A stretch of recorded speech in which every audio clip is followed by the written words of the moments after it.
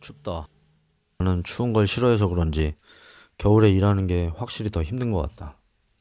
추우면 몸도 더 빨리 피곤해지고 해도 빨리 져서 일하기가 힘들다. 월급쟁이 때는 잘 몰랐는데 현장 일을 하다 보면 해가 떠 있는 시간이 중요하다. 직업에 귀천이 없다고 얘기하는 사람은 한겨울에 이런 현장에 한 일주일만 있게 하면은 뭐라고 할지 궁금하다. 겨울이 싫은 이유가 하나 더 생겼는데 나이를 한 살 더 먹을 때가 왔다는 거. 요즘에 드는 생각이 내가 몇 살까지 이 직업을 할 수 있을까 하는 걱정. 이 일이 정년이 없다는 장점이 있는데 문제는 체력이다. 나는 노가다라고 하기에는 좀 그렇고 기공에 가깝다고 보면 되는데 기공들은 일당이 아니고 이제 단가가 면적당 또는 미터당으로 책정이 되고 내가 하고 있는 지금 인조 대리석 같은 경우에는 브랜드나 싸제 또 현장이 특판, 단납, 내수 이런 식으로 구분이 되는데 또 현장에서 추가 비용이나 이런 거 저런 거 붙이고 하면 평균적으로 미터당 2만 원 안팎으로 계산을 한다. 예를 들어서 단납 같은 경우에 단납은 이제 좀 더 단가가 낮긴 한데 2m짜리 싱크대를 10개 한다고 치면 대충 일당이 한 40만 원 정도 나오는 거고, 근데 이거는 이제 꼼빵부터 시작해서 실리콘 쏘고 나오는 마무리까지 손도 좀 빨라야 되고 현장 운도 좋아야 되는데 엘리베이터가 있는지 전기가 들어오는지 또 다른 공정이랑 겹치거나 여러 가지 변수들이 있기는 하고, 그래서 이거는 사람마다 호불호가 갈리는데 몇 년 전까지는 단납이나 특판이 좀 빡세도 돈이 되니까 나도 단납을 좋아했었는데 지금은 좀 단납 현장은 꺼려진다. 지금 나는 주로 내수 위주로만 다니는데 예를 들어서 4m짜리 주방을 하루에 2개 하면은 16만 원, 대충 3개 하면은 24만 원 이런 식으로 계산을 하면 되는데 이게 또 케바케라서 하루에 얼마다 정해진 거는 없다. 내수 기준으로 일이 서투르면 하루 종일 한 개만 할 수도 있는 거고, 숙련도도 있고 좀 속도도 빠르고 현장 컨디션도 받쳐주면 하루에 4개, 5개까지도 이론상으로는 가능하다. 근데 이게 이제 상황에 따라서 장점이자 단점이라고 보는 게, 특히 내수 같은 경우에는 스케줄 예측이 안 된다는 거. 보통 당일 스케줄이 전날 오후에 나오면 현장 상황 같은 거는 당일 오전 정도에 알 수가 있고, 그래서 대부분 점심 이후부터 작업 시작이 가능한데 또 민원이 들어오니까 늦게까지 작업을 할 수가 없어서 한 일할 수 있는 시간은 반나절. 그 반나절 안에서 움직이는 동선이나 작업 시간을 조율해서 움직여야 되는데 좀 매사에 계획을 세우고 일하는 스타일의 사람은 할 짓이 못한다. 나도 이게 초반에는 좀 스트레스를 많이 받았는데 그래서 때려칠 뻔한 고비도 몇 번 넘기고 어찌어찌 계속 하다 보니까 그때그때 닥쳐서 하는 스타일이 나랑 맞는 일이었던 거다.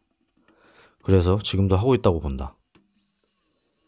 그래서 내 기준으로는 현실적으로 하루에 많이 벌면 40만 원 정도, 못 벌면 한 10만 원대 초반 정도로 잡고 있다.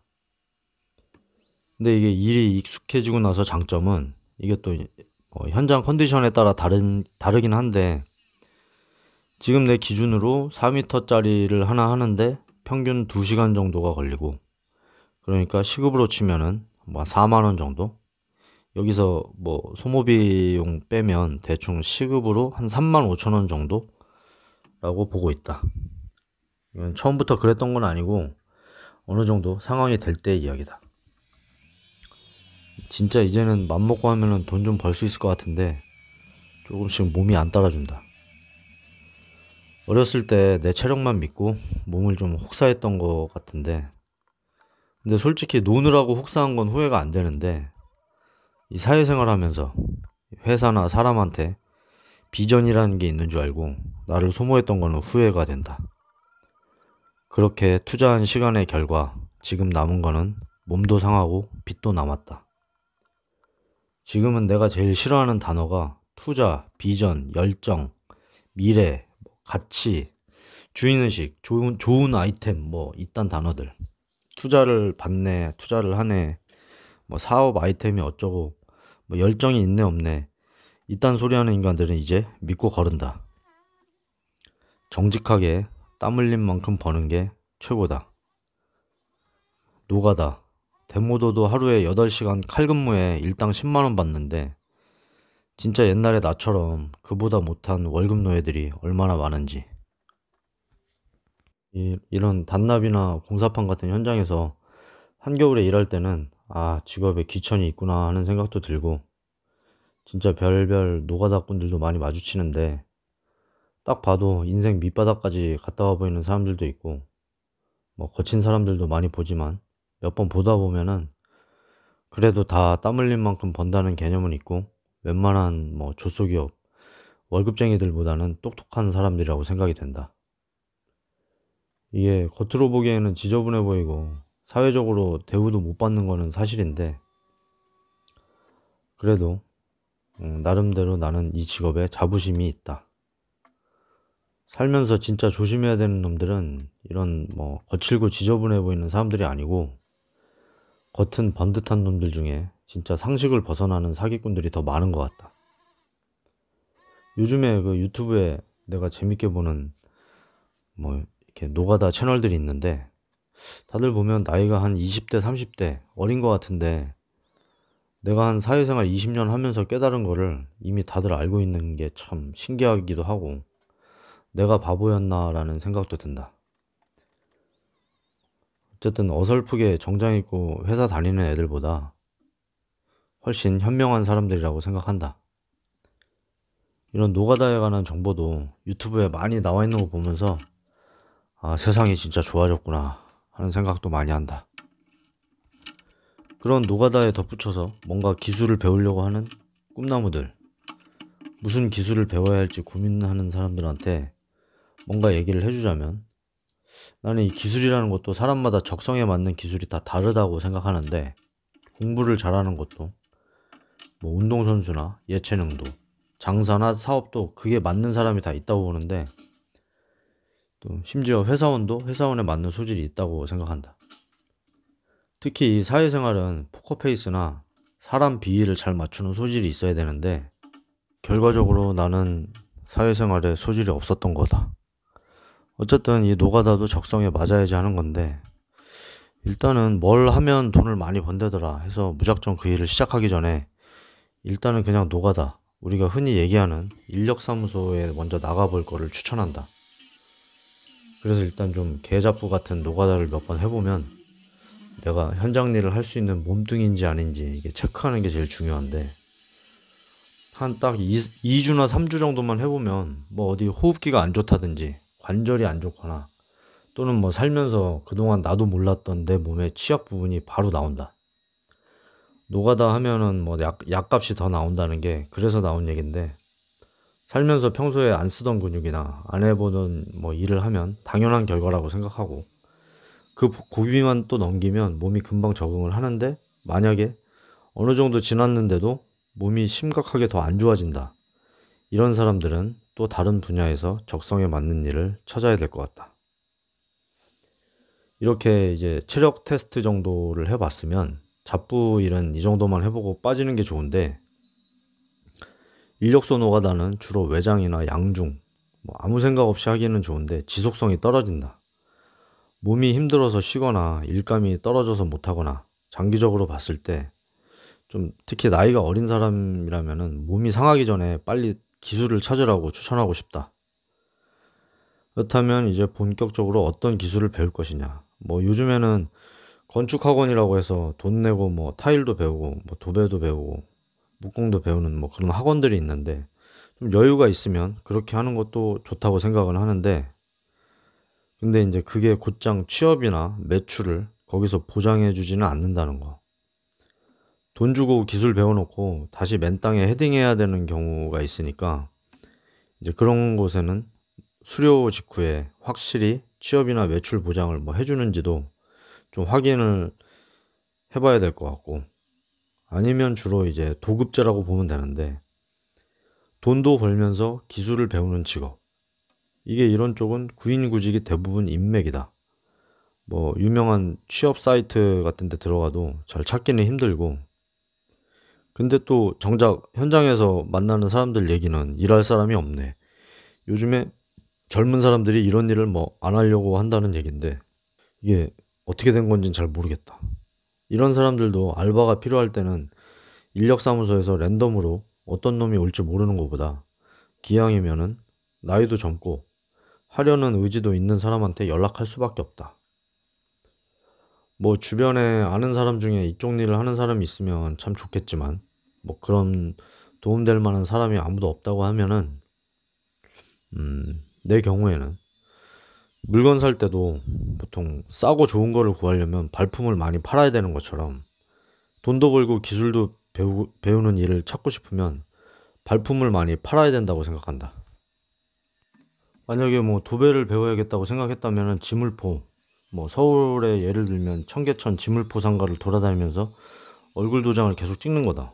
뭐 도장을 해야겠다면 좀 큰 페인트 가게들 모여있는 뭐 공구상가들 돌아다니면서 계속 얼굴 도장 찍고 알바 필요할 때 꼭 연락 주세요.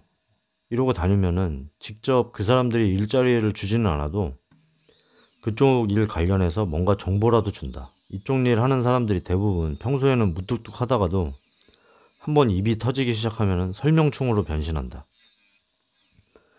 그리고 이제 얼굴 도장을 찍으면 거의 대부분 무조건 연락이 오게 돼 있다. 나도 예전에 공사판에서 타일 떠바리 치는 사람들 마주칠 때마다 맨날 뭐 믹스커피 타주고 같이 담배 피고 하면서 연락처 주고 언제든 불러달라고 막 볼 때마다 얘기를 했더니 얼마 있다가 자기 다음 현장 들어갔는데 팀 꾸린다고 바로 연락도 오고 뭐 그런 경우도 있었는데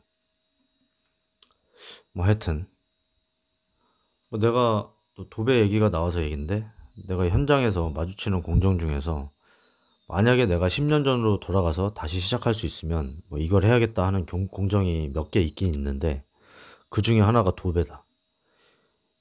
이유는 일단 내가 지금 기본적으로 다루는 소재가 무겁고 잘 깨지는 소재라서 일단 좀 가벼운 걸 하고 싶다는 생각이 있고 가끔 현장에서 이제 도배 반장님들한테 도배는 가벼워서 좋겠다 부럽다 뭐 하면은 발끈한다. 뭐 특판 같은 데 가서 두루마리 꼼빵해 보면은 그런 말이 안 나오네 무겁네 뭐 하는데 대리석보다 무거워요 뭐 이러면 아니 뭐 그 정도는 아니고 뭐 이런다. 하여튼 그리고 여기는 이제 단가가 한번 오르면 전국적으로 한 번에 오르는데 이게 내가 알기로 이 노조가 있는 분야인지 이 기술을 선택하는데 꼭 한번 알아봐야 되는 중요한 부분인데 지금 나는 노조가 없다. 이 부분이 내 직업의 지금 단점의 거의 전부라고 생각을 하는데 또 뭐 자세한 이유는 지금 얘기할 수 없는 게 내가 지금 너무 학고방 유튜버라서 막 말하다가는 내가 위험해질 수가 있어서 만약에 내가 진짜 구독자 한 3만 명 정도 된다고 하면은 한 번쯤 뭐 시원하게 얘기할 수 있지 않을까. 뭐 그런 지금 얘기하기는 하여튼 곤란한데 어쨌든 그게 제일 중요하다는 얘기 정도는 하고 싶다. 뭐 내가 기술 배우려고 할 때는 이런 걸 알지도 못했고 주변에 이런 얘기해주는 뭐 사람이 한 명이라도 있었으면 지금 내 행복 지수가 지금보다 훨씬 더 좋았을 거라는 거는 확실하다. 일단 또 뭐 이게 팀 단위로 움직이는 것도 메리트고 대체로 분위기들이 좋고 또 아주머니들도 항상 껴있어가지고 뭐 아들이나 동생 챙기듯이 챙겨주는 것도 있고 분위기가 확실히 우리랑은 좀 다르다. 이제 그냥 지금 일은 내 기준에서 그래도 단점보다는 장점이 한 조금 더 많기 때문에 하는 거고 또 이제 와서 새로 기술을 배울 뭐 시간도 여유도 없기 때문에 나는 그냥 하던 거니까 하는 거다. 뭐 또 그 다음으로 알아야 될 거라면은 뭐 습식 공정이나 건식 공정. 뭐 습식은 말 그대로 물을 쓰는 공정. 공굴이나 대표적으로 뭐 월 1,000만 원을 버네. 뭐 이런 타일이나 이게 타일에서도 좀 떠발이라는 게 기술인데 일단 평균적으로 보면은 습식이 건식보다는 좀 더 버는 것 같다. 좀 더 이렇게 보기에 옷이 뭐 더러워지거나 더 힘들다는 뜻이기도 하지만 그리고 건식으로는 뭐 대표적으로 목수나 뭐 전기나 이제 물을 쓰지 않는 직업들 이게 좀 겉보기에는 좀 더 깔끔한 건 있는 것 같다. 일단은 일을 구하기 전에 크게 이런 정도를 알아보고, 또 덧붙이자면 만약에 아직 부양해야 될 가족이 없고 나이가 좀 어리다면은 캐나다나 호주, 뉴질랜드 같은 쪽에서 이런 외국에서 할 수 있는 일을 알아보는 것도 나는 괜찮다고 본다. 뭐 이게 외국 생활도 또 적성이 맞아야 되는데, 나는 이제 30대에 몇 번 일하러 외국에 나가서 살아보고, 결국에 나는 이제 가족, 친구, 뭐 음식 먹는 거 이런 것 때문에 고향 떠나서 사는 게 좀 행복 지수가 많이 떨어져가지고 다시 나갈 생각은 안 하고 있지만, 어쨌든 이런 쪽도 본인이 생각하는 행복의 기준이 뭔가를 잘 파악하고 그런 쪽으로 한 번쯤 고민을 해보는 것도 괜찮다고 생각한다. 이 행복 지수라는 얘기가 나와서 하는 얘긴데, 지금 현재는 내가 내 일을 기준으로 제일 이상적으로 보는 게 하루에 일당 뭐 한 20만 원 정도, 주 5일, 그리고 주말에는 이제 아이와 놀아주는 시간. 사실 이렇게 벌면 현실적으로 한 달에 300만 원대에서 뭐 많으면 400 정도. 지금 그게 내 기준에서는 이상적이라고 보고 있는데, 사실 좀 부양할 가족도 있고 뭐 부모님한테 물려받을 게 없으면 이게 부족한 돈인 거는 사실인데, 뭐 그래도 한참 아빠가 놀아줘야 될 나이에 이 애한테 투자하는 시간이 나는 더 중요하다고 생각하기 때문에 뭐 이렇게 하고 있다. 최근에는 부동산 경기도 안 좋아지고 인테리어 쪽이 경기가 진짜 안 좋기 때문에 뭐 이쪽 일을 진지하게 생각한다면 이런 내가 얘기한 여러 가지를 잘 생각해보고 선택했으면 좋겠다. 어쨌든 중요한 거는 돈을 벌기 위해서 일을 하는 거고, 또 돈을 버는 이유는 행복해지려고 돈을 버는 건데, 나도 어릴 때는 돈만 쫓으면서 이제 일을 하다 보니까 또래보다 많이 벌어본 적도 있고, 그러다 보니까 보상 심리로 막 써보기도 하고 했는데, 어쨌든 중요한 건 돈을 벌려고 현재를 포기한다고 생각하면 절대 안 된다는 거. 그게 지금 내 어떤 철학이라고 해야 되나? 뭐 이렇게 현장에서 혼자 일하다 보면 이런저런 옛날 생각도 나고, 뭐, 아, 옛날에 이런 얘기 해주는 사람이 옆에 있었으면 얼마나 좋았을까 하는 생각도 하다 보니까 좀 주저리 말이 많아졌는데, 이렇게 결국에는 나도 꼰대가 된 건가 싶기도 하고, 그래도 누군가 고민하고 있는 단 한 명한테라도 도움이 됐으면 좋겠다. 뭐 그런 생각을 해본다. 그럼 오늘의 이야기는 여기까지.